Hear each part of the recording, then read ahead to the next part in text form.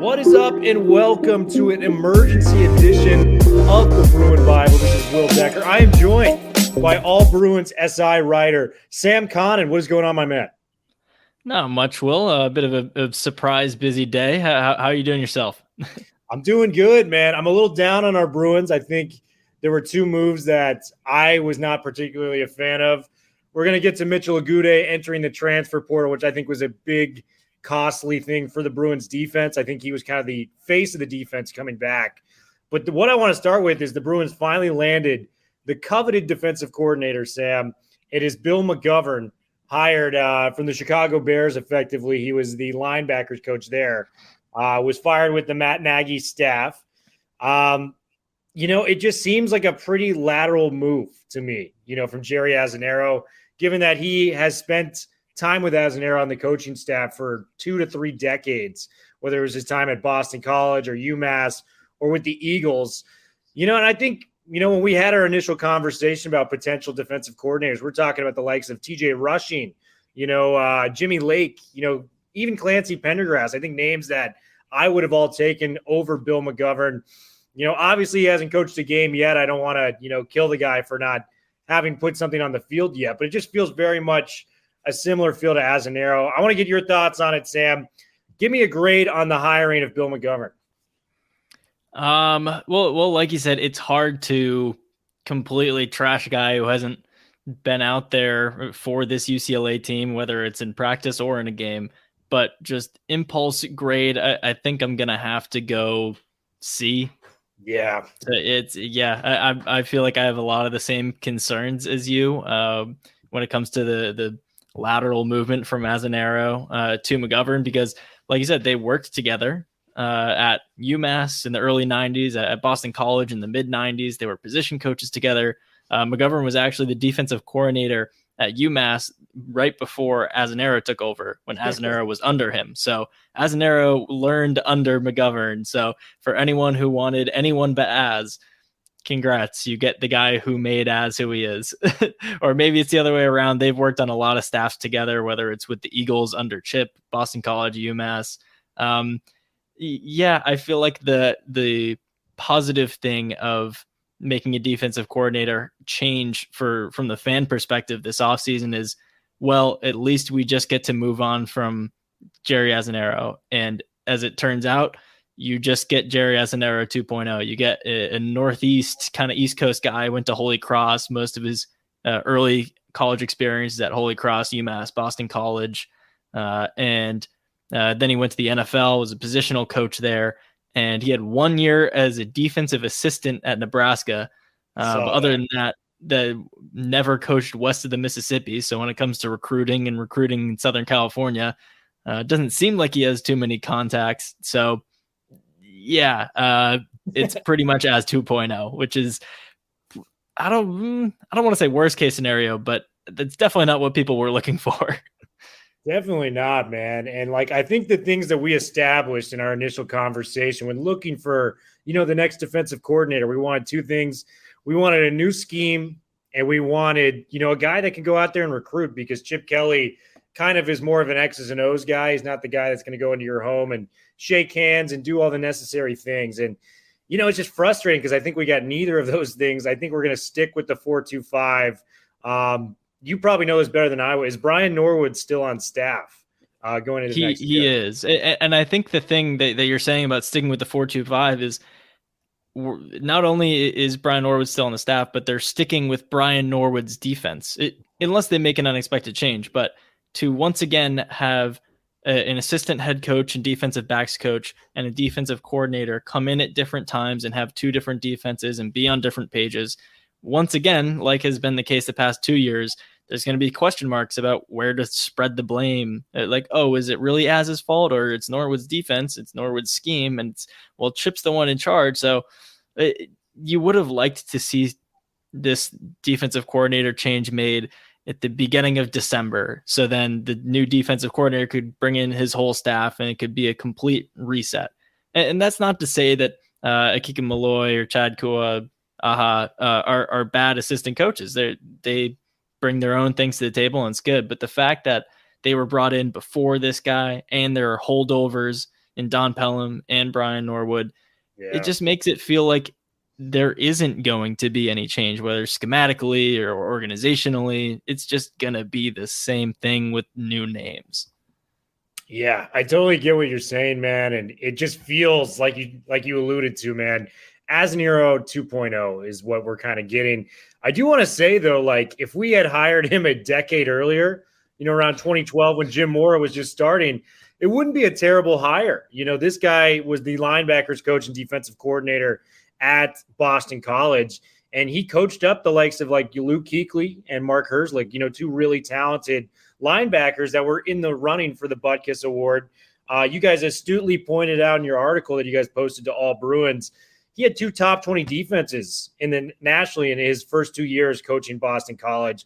I think the biggest problem that I have is this guy has been out of touch with recruits, as he went to the NFL over a decade ago.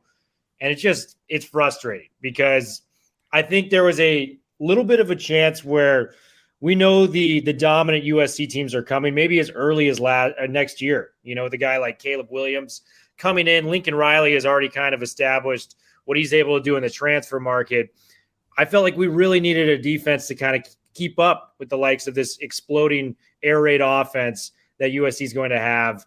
And I just don't feel like we got that covered with a guy like that. And ultimately that falls on Chip, man. I think with Chip, it's a trust issue with him. He seems to lack trust outside of his coaching community.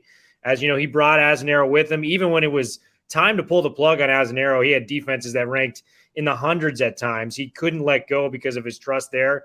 And then he kind of just goes to the next guy. And it's incredibly frustrating, Sam, I think, for me and UCLA fans as a whole, because next year we got Dorian Thompson-Robinson coming back. We got a freaking Zach Charbonnet coming back, Sam. I mean, I think our offense is going to be fine, but the defensive problems, I just don't think they're going to go anywhere. Is that a fair assessment?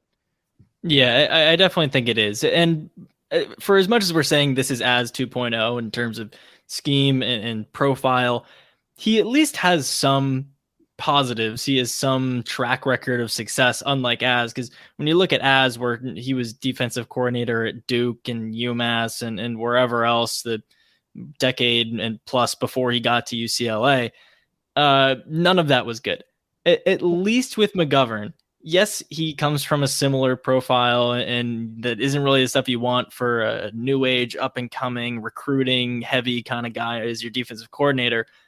But like you were saying, he had the number 19 scoring defense in 2009 and 2010 with Boston College, dropped to somewhere in the 40s in 2011, and then dropped all the way to 70 in his last year there before Chip brought him to Philly. But yeah, is he going to turn one of these young linebackers at UCLA into the next Luke Kuechly? That'd be great. I don't know who that is. I don't know if he can do that still. Bo Calvert, maybe. Yeah. Bo Calvert in year 5 just becomes the next Luke Kuechly. I don't know. But there are some little promising things that make you think, well, he can be better than Az. But in terms of bouncing around, lower level position NFL guy, he's probably just going to give you more of the same. And yeah, the offense might take that next step, but with all of the bodies leaving the defense and so much turnover there, and the position coaches and in the front 7 and in the secondary when it comes to the roster, yeah, I don't see how you can have too much hope.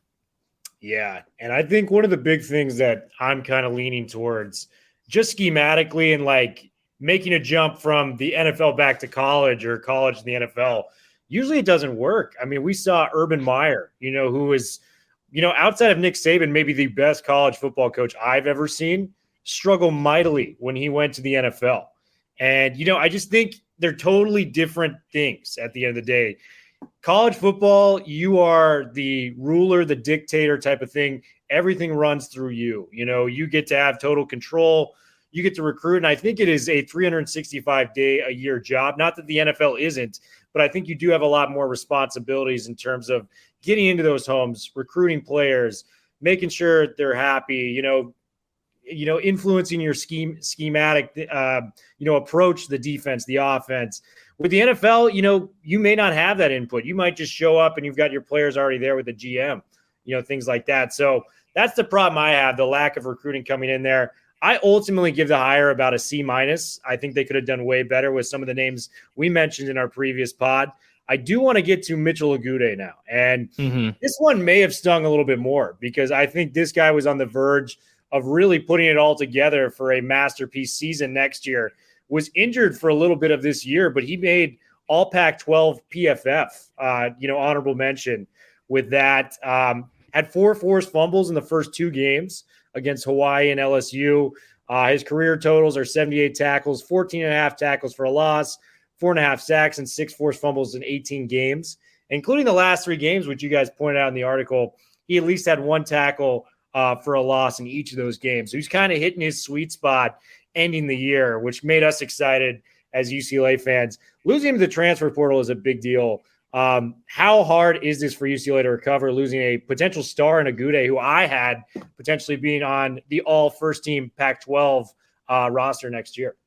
Yeah, he's definitely a guy who could have contended for a spot like that, and he had shown flashes of being able to do it in the past. And you think the longer a guy sticks around in college, the more consistent, the more they can kind of spread that out throughout the course of a year. And you would like to think that it was 2022 or he was going to bring that all together. But it was a weird situation, a weird timeline where right a couple days after the NFL draft declaration deadline, he comes out on Twitter and says, let's give this college thing one more go, like coming back one more year. Post a video of his highlights, and everyone just, oh yeah, Mitchell Agude is coming back, great. But he didn't say anything about UCLA in that tweet. It wasn't like all these other guys who are announcing they're coming back for their super senior season, like Antonio Mafi or Martin Andrews, or these other guys. He kind of just neglected to mention UCLA when he was saying he was coming back to college, which I feel like should have tipped people off a little bit, but everyone's just so caught up in like, oh yeah, he's back, it's great. I'm not saying he knew he was transferring 4 weeks ago, but I mean, he probably was considering it as an option, and ultimately that's where he went. And now UCLA is in a position where that defensive end spot is going to be pretty tough because you lose, obviously, Agude. And then at the very beginning of December, one of the first guys to enter the transfer portal was Miles Jackson, who didn't shine totally when he did play because Agude was getting a lot of the snaps, but he was a good young pass rusher in that edge rusher position. Well, he goes to Indiana. Agude is leaving. And now what? You have Devin Opiu, who was a freshman this past season. He was a summer transfer from Notre Dame. He was a physical looking guy who stood out in practice a lot, but didn't do too much in games. And then you got Leotu Latu, retired because of a medical issue, and now he's back playing. So that's kind of a sketchy thing right there too. So I mean, it's just it's not ideal. I think when he came back, there was such a joy among UCLA fans. Wow, we got arguably the best defender we could possibly have coming back, with the likes of Agbania and Quentin Lake and those guys off to the NFL. Agude was kind of the guy we were circling to come back, and now he's said he was declaring to come back. I think we all took that as he's going to be a Bruin. Not the case, man. So I think it's really tough to kind of figure that out. And like you said, lack of guys kind of behind him to really step up and take leadership of that role. I want to talk to you lastly about the transfer portal. We've had 5 starters enter the transfer portal. It's kind of a big deal. Jay Shaw's headed to Wisconsin, Chase Cota, DJ Warnell, and Luke Akers, the punter. Do you think this is a chip issue, or do you think this is, more of guys just wanting to get more playing time elsewhere or different scheme fit? Because Cota, for my money, was a guy that I thought the UCLA offense should have utilized more. This guy was a high school All-American coming out of Oregon. He played in the Army All-American game. Every time he touched the ball, he seemed to be making some big-time plays, but that was kind of the issue, was the lack of touches he received. Do you think this is a chip issue among these players transferring out? I wouldn't say that, and I wouldn't say that it definitely spreads to all of them, because As much as the transfer portal is becoming such a big topic to talk about, it's so hard to have one blanket reason or issue or something. So yeah, in Chase Coda's case, it might have been touches, but he also, it's his 4th year. He's getting his degree. Maybe some of these guys can't get into the grad programs they're looking at, or maybe they want to go back home. Most of these guys who have entered the transfer portal, starters or otherwise, are from out of state. I think it was DJ Warrenell. I believe it was his high school coach who seemed pretty upset that Warrenell was not playing cornerback, which he had played in high school. So sometimes it's schematic things. Sometimes it's relationship with the coach. Sometimes it's grad school. Sometimes it's want to be closer to home. So I don't want to put all of the blame on Chip. For some of them, yeah, maybe he takes some guys off and they want to go running away.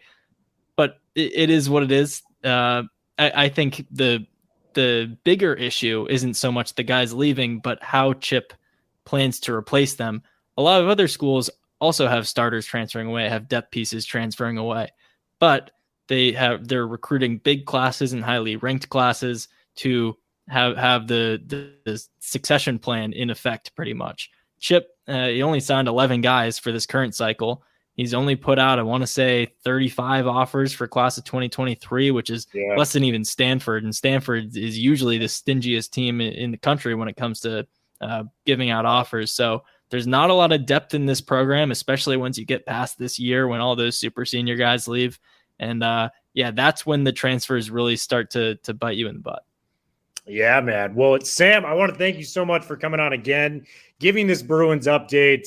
Hopefully we can have you on again the rest of the off season. You're so much fun as a guest to come on, and please read him at All Bruins SI.